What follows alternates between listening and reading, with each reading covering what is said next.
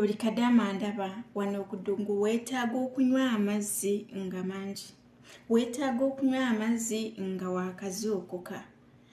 Gakuyambeko okwewonya ebirwadde ng'okulumizibwa omutwe, okulumizibwa mu lubuto nga kw'otadde n'okukaluubirizibwa ng'ogenze mmanju.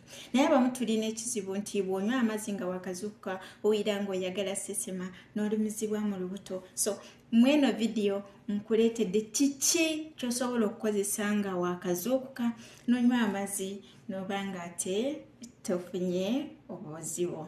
So munange bw'oba wakanneegattako omulundi gw'ogusoose ku video eno ku channel eno, nkusaba subscribinga ate tokomako kwata n'ekadama kubanga bw'onaaba ntaddeyoko ka content obeere nga otegezeddwa. Likinga omukutu, sharinga omukutu, wamala commentinge kyonna ekikwata ku Kadama Life.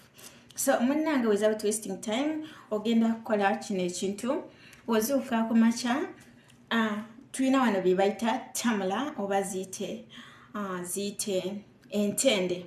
Weetaaga entende 2 zokka. Ogenda kulya entende ezo zijja kukuyambako. Olw'omala okuzirya ogenda wira nga weetaaga okunywa amazzi. So sobola okunywa egiraasi ng'emu oba 2 naye nywa amazzi agabuguma.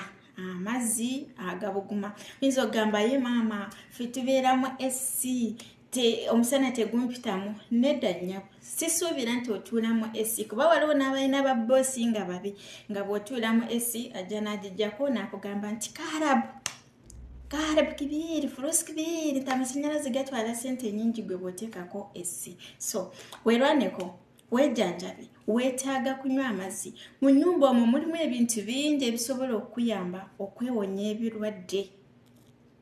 Mulimu ensigosigo, nywako, lyako. Mulimu ebiddagaddagala, nywako. Si buli lunaku naye fuba nnyo okulaba nti onywako.